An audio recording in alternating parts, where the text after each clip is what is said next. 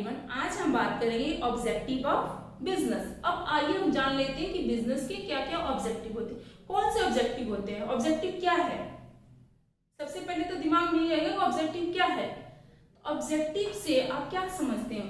अगर कोई बिजनेसमैन अपना बिजनेस सेटअप करना चाहता है तो सबसे पहले उसके माइंड में क्या थॉट आएगा कि हमें प्रॉफिट कमाना है। कोई भी एक दुकानदारी करने जाता है, चाहे कुछ भी बिजनेस स्टार्ट करने जाता है, तो सबसे पहले क्या सोचता है कि मुझे प्रॉफिट कमाना है। तो क्या प्रॉफिट कमाने से आप काम चल जाएगा? प्रॉफिट कमाने से मार्केट में जम जाओगे? प्रॉफिट कमाने से क्या आपके सालों साल बिजनेस चल जाएगा? नहीं ना। एक सिर्फ प्रॉफिट कमाना ही बिजनेस का मेन मुद्दा नहीं है। प्रॉफिट कमाना तो है, लेकिन उसको कैसे कमाना है ये सारा कुछ ऑब्जेक्टिव में बताया जाएगा। ठीक है, जैसे कि मैं एक एग्जांपल देती हूँ, उससे आपको ऑब्जेक्टिव की मीनिंग समझ आएगा कि ऑब्जेक्टिव क्या है। एक ढाबा वाला है, मतलब एक सिंपल इंसान हो जाके ढाबा ओपन करता है, कॉलेज के बाहर कर लेता है, चाहे बस स्टैंड के बाहर कर लेता है। ठीक है, उसने छोटा सा अपना पहले थोड़ा सी पैसा लगाया, उसने छोटा सा ढाबा खोला, उसमें 10 बेंच रख लिया, खुद खाना बना रहा है और लोग आ रहे हैं। थोड़ा टाइम बाद उसकी बिजनेस चलने लग गया। तो उसने क्या सोचा कि क्यों ना मैं अब कुर्सियां रख लूं। पहले मैं डिस्पोजल में देता था, क्यों ना मैं प्लेट्स रख लूं ताकि मेरे ढाबे पे और लोग आए। थोड़ा टाइम बाद वो अपना बोर्ड लगा ले, बड़ा सा बोर्ड लगा ले ताकि दूर से किसी को दिखे और मेरे पास आए खाने के लिए। तो पहले तो पैसा कमा ही रहा था, पहले तो प्रॉफिट कमा ही रहा था, लेकिन बाद में पैसा क्यों घुसा रहा है अपने उसमें ढाबे में? क्यों? क्योंकि टाइम टू टाइम अपने उसमें बिजनेस में आइडियाज लगाने पड़ते, न्यू आइडियाज लगाने पड़ते, न्यू मेथड लगाने पड़ते, तभी हम प्रॉफिट कमाएंगे। सिर्फ प्रॉफिट कमाने का एम लेकर चलोगे तो बिजनेस ज्यादा दिन तक नहीं चल सकता, वो एक न एक दिन ठप हो जाए। तो हमें टाइम टू टाइम उसको अपडेट करना पड़ेगा, कुछ ना कुछ आइडियाज लगाने। तो ये होता है ऑब्जेक्टिव। अब आइए हम देखते हैं कि क्या क्या ऑब्जेक्टिव है। फर्स्ट ऑब्जेक्टिव है मार्केट स्टैंडिंग। अब मार्केट में आप कोई भी दुकान खोलने जा रहे हो, कोई भी काम करने जा रहे हो, तो कंपटीटर तो हमारे साथ है, बिना कंपटीटर के थोड़ी है। मार्केट में जब ऐसा थोड़ी कि हम दुकान खोल रहे हैं तो सिर्फ हम ही हैं, चलो जी सारे कस्टमर हमारे पास आएंगे, ऐसा तो नहीं है। अब मार्केट में हम जाएंगे, हम एक ऑलरेडी दुकान है वहां पे, मान ली राशन की दुकान में खोलना चाहता हूँ। ठीक है, तो राशन की दुकान वाले पहले से ही हैं, मैंने भी खोल लिया। तो अब आप क्या करोगे उसमें कि आप उससे ज्यादा प्रॉफिट कमाओगे? कुछ ना कुछ तो आइडिया लगाने पड़ेंगे ना, कुछ ना कुछ तो करना ही पड़ेगा, है ना। जैसे उसके पास चावल है, 50 रुपए किलो चावल है, हमारे पास भी सेम चावल है, हम उसको 52 रुपये में बेच रहे हैं, तो क्या हमारे पास कोई आएगा? नहीं आएगा, उसके पास ही जाएगा। सेकंड, अगर वही चावल सेम चावल है और आप उसी चावल को 48 रुपए में बेच रहे हो अपने घाटा पे, तो क्या आप ठहर रहोगे? कंपटीटर के साथ कंपीट कर पाओगे? आपका बिजनेस सेटअप हो पाएगा? क्या आप प्रॉफिट अर्न कर पाओगे? तो डूब ही जाओगे। अगर आप लॉस में दे रहे हो तो वो भी नहीं। आपको ये आइडिया लगाना पड़ेगा कुछ नया, कि मान लो जो उसके पास नहीं है वो मेरे पास होना चाहिए, जो प्रोडक्ट उसके पास गुड क्वालिटी के नहीं है वो मेरे पास होना चाहिए, अच्छी क्वालिटी के होने चाहिए। कुछ ऐसा जो उसने नहीं रखा उस दुकानदार ने, वो मुझे रखना है। ऐसे आप करोगे, अगर ऐसे आइडियाज लगाओगे तो आप जरूर मार्केट में स्टैंड अप करोगे और काफी टाइम तक, लॉन्ग टाइम तक बने रहोगे और आपका बिजनेस अच्छा चलेगा और आप प्रॉफिट अर्न कर सकते हो। ठीक है, सेकंड क्या है? इनोवेशन। कि इनोवेशन मीन्स क्या? नई नई आइडियाज लगाना, नए नए अपने आइडियाज देना, नए नए मेथड्स लगाने। ठीक है, कुछ नया करो, कुछ नया, तभी, क्योंकि क्या होगा, टाइम टू टाइम कस्टमर के टेस्ट चेंज होते रहते हैं। जैसे कि मान लीजिए मैं आपको एग्जांपल दे रही हूँ मोबाइल का। पहले क्या होता था, नोकिया का मोबाइल बहुत चलता था, कीपैड, हर रिक्शे वाले के पास, हर किसी के पास होता था, सबके पास नोकिया का मोबाइल हुआ करता था। लेकिन बाद में क्या हुआ, ओप्पो आ गया, ठीक है, रियलमी आ गया, बहुत सारे ऐसे मोबाइल आ गए, सैमसंग आ गए, बहुत सारे आ गए, जो कि क्या हो गया, स्मार्टफोन है वो सारा। और नोकिया क्या बनाता था? कीपैड। तो उसने क्या किया, अपने बिजनेस में उसने कोई भी आइडिया नहीं लगाया। जब देखना चाहिए कि हाँ मार्केट में ये सारे एंड्रॉइड फोन आ गए तो मुझे भी एंड्रॉइड बनाना चाहिए, लेकिन उसने नहीं बनाया और क्या हो गया, उसका कंपनी ही डूब गई, है ना। तो आइडियाज समझ में आया कि टाइम टू टाइम हमें अपने बिजनेस में आइडियाज लगाने बहुत जरूरी है ग्रोथ करने के लिए। ठीक है, क्योंकि कंपटीटर मार्केट में बहुत ज्यादा है। थर्ड में क्या है, प्रोडक्टिविटी। ठीक है, अब प्रोडक्टिविटी में क्या है कि आपको ज्यादा से ज्यादा आउटपुट देना है, कम इनपुट, मतलब कम से कम इनपुट लगाकर ज्यादा से ज्यादा आउटपुट देना है। कि ऐसा नहीं कि आप मार्केट में गए और सेवा ही करने लग गए तो क्या प्रॉफिट होगा, नहीं ना, कि मार्केट में जाकर चलो जी मैं सेवा ही कर रहा हूँ। तो कोशिश कीजिए कि कम से कम इनपुट लगाकर ज्यादा से ज्यादा आउटपुट देने का और ज्यादा से ज्यादा गुड्स एंड सर्विसेज प्रोवाइड करने के लिए।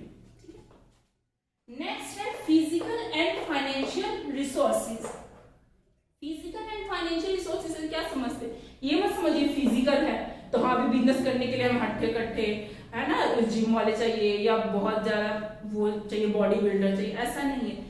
फिजिकल एंड फाइनेंशियल से रिसोर्सेज से ये है मतलब है इसका कि अगर हम बिजनेस स्टार्ट करना चाहते तो फिजिकली भी स्ट्रांग हो। मीन्स फिजिकली मीन्स क्या कि एक फैक्ट्री है वो जूता बनाएगी, ठीक है, और उसने जो मशीनरी रखा हुआ है वो 10 मिनट में एक ही शूज बनाते हैं। ठीक है, और दूसरे जो कंपनी है, ऐसा मशीनरी है मार्केट में, जो दूसरी कंपनी है उन्होंने ऐसी मशीनरी रखी हुई है जो 10 मिनट में 5 जूते बनाते हैं। ठीक है, तो मीन्स क्या हुआ, आपको फिजिकली स्ट्रांग रहना चाहिए। और फिजिकली मीन्स क्या, यहाँ पे हमारे पास की रिसोर्सेज मशीनरी से है, हेल्थ से नहीं है, मशीनरी से रिसोर्सेज से मतलब है कि अगर मार्केट में आपको डे टू डे अपडेट रहना पड़ेगा कि हाँ मार्केट में ये चीज आया हुआ है नया, ये चीज आया हुआ है, तो हमें क्या करना है अपनी कंपनी में ताकि हमारी कंपनी ग्रोथ करे। ठीक है, रिसोर्सेज में क्या कि अगर आप उस मशीनरी को खरीदने जा रहे हो तो फाइनेंशियल रिसोर्सेज होना भी बहुत जरूरी है कि हम लोन कहाँ से लें, ठीक है, अपने जो बिजनेस में पैसा लगाना चाहते हो कहाँ से ले, जो हम बिजनेस स्टार्ट करना चाह रहे हैं तो क्या हमारे पास इतना लैंड है जहां हम एक फैक्ट्री लगा सके या हम एक रूम खड़ा कर सके।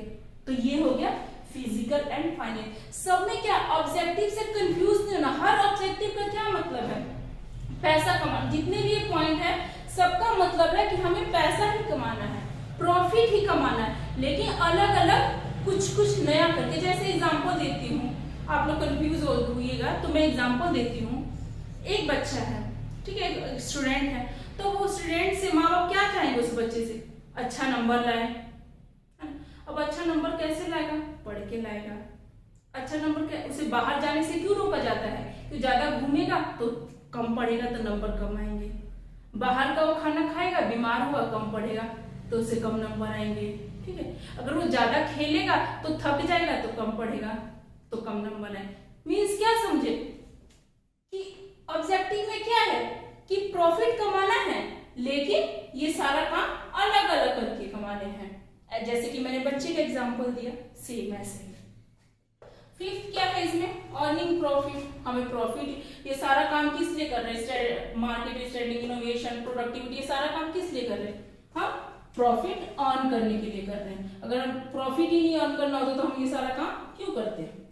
नेक्स्ट है मैनेजर परफॉर्मेंस एंड डेवलपमेंट। जैसे एक कंपनी के मालिक ने क्या रखा हुआ, मैनेजर रखा हुआ है, उसका मैनेजर से काम करवाने के लिए उसने मैनेजर रखे हुए 4-5 जितने भी हैं, उनको क्या करना है, टाइम टू टाइम उनके परफॉर्मेंस को डेवलप करना है।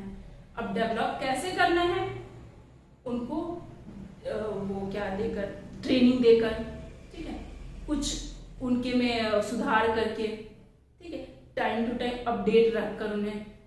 जैसे कि मान लीजिए अब बैंक में पेपर वर्क हो रहा है तो कुछ जो कोई बैंक होगा तो अपने एम्प्लॉय को क्या कहेगा कि हाथ ही से करो, हाथ से काम करो, हाथ से काम करो, डेबिट क्रेडिट सब कुछ हाथ से करो, तो क्या वो चलेगा बैंक, उस बैंक के एम्प्लॉय क्या ग्रोथ करेंगे, नहीं ना। तो इसलिए हमें टाइम टू टाइम अपडेट रहना पड़ेगा और उन मैनेजर को हमें क्या होगा कि टाइम टू टाइम ट्रेनिंग देनी पड़ेगी। हाँ, आपको ये करने के लिए एमएस एक्सेल सीखना जरूरी है, कंप्यूटर का नॉलेज होना जरूरी है, अब बहुत सारी टेक्नोलॉजी आ गई है, ये जानना बहुत जरूरी है। तो वो क्या होगा, मैनेजर परफॉर्मेंस एंड डेवलपमेंट, उनकी इससे क्या होगी, उनकी परफॉर्मेंस डेवलप होगी।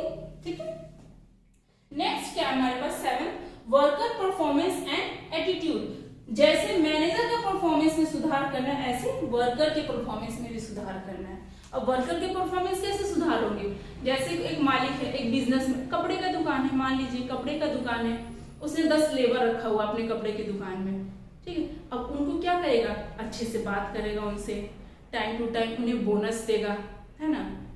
टाइम टू टाइम अगर बोनस देगा तो खुश रहेंगे, वो बोलेंगे हाँ कि आपने बहुत अच्छा काम किया है। एट द मंथ में क्या बोलेंगे?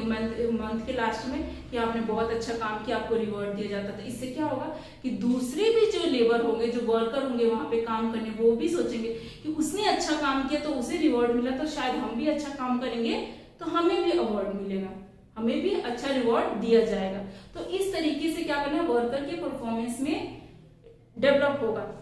और क्या होगा कि मान लीजिए कोई वर्कर है, ठीक है, उसके साथ हमें पॉजिटिव वाइब्स बना के रखने, क्योंकि काम वो हमारे लिए कर रहा है। अगर हमारे लिए काम कर रहा है तो ऐसा ना हो कि यहाँ तो काम कर रहा है बेचारा जबरदस्ती की मुझे सैलरी मिलेगा, बाहर जाकर उसकी बुराई कर रहा है, तो क्या इससे चलेगा काम? नहीं ना। जैसे कुछ स्कूल्स होते हैं वो बहुत फेमस होते हैं, क्यों? क्योंकि वहाँ के जो एम्प्लॉयज होते हैं, वहाँ के टीचर्स होते हैं, काफी अच्छा पढ़ाते, क्योंकि वहाँ के प्रिंसिपल उनको मोटिवेट करता हो, टाइम टू टाइम उनको ट्रेनिंग देता हो कि हाँ आपको ऐसे करना है, आपको ऐसे करना है, ऐसे करना है, time to time bonus provide करते होंगे। तो इससे क्या होगा कि वर्कर भी उसके सपोर्ट में होंगे, ठीक है। नेक्स्ट क्या है हमारे पास? Social responsibility. अब समाज का सेवा करना भी जरूरी है बिजनेस के साथ साथ, है ना, कि प्रॉफिट कर रहे हैं, ऐसा नहीं कि समाज को नुकसान। जैसे कि अगर किसी बंदे ने बिजनेस सेटअप करना है तो ऐसा थोड़ी ना कि हमारे कॉलोनी में फैक्ट्री खड़ा कर देगा तो उससे धुआं निकलेंगे तो सबको, गली मोहल्ले वाले को नुकसान हो, ऐसा भी नहीं कर सकता हो, है ना। तो फैक्ट्री कहाँ बोलते हैं? Industrial area. जैसे आजकल लीजिए कोरोना बहुत फैला हुआ है, लॉकडाउन है, अब लोग राशन कहाँ से मंगवाएं? तो ऐसे क्या किया है, स्कीम निकाला हुआ है रिलायंस स्मार्ट ने, बिग बाजार ने, कि हाँ आप इतना रुपए का सामान ऑर्डर कीजिए और हम आपको घर पे होम डिलीवरी पहुंचाएं। अब इससे क्या हो रहा है कि वो लोग प्रॉफिट भी अर्न कर रहे हैं और साथ में क्या कर रहे हैं? समाज सेवा भी कर रहे हैं। ये सब कुछ कर रहे हैं, प्रॉफिट अर्न करने के साथ साथ समाज में भी सेवा कर रहे हैं। तो thank you so much, I hope आपको समझ आ जाएगा ये सारे ऑब्जेक्टिव। और कंफ्यूज होने की जरूरत नहीं है कि ऐसा नहीं कि हाँ भी उस बुक में ये ऑब्जेक्टिव है, उस बुक में ये ऑब्जेक्टिव है, ऐसा नहीं है। पॉइंट्स के नेम अलग हो सकते हैं लेकिन उसका मीनिंग सेम ही होगा, अंडर जो भी एक्सप्लेनेशन होगा। जैसे कि यहाँ पे दे रखा है अर्निंग प्रॉफिट और किसी बुक में दे रखा होगा प्रॉफिट मोटिव, तो बात तो ये की कि हमें पैसे ही कमाने हैं, प्रॉफिट ही कमाना है। तो इसलिए कंफ्यूज नहीं होना कि हाँ उस बुक में ये है, इस बुक में ये है।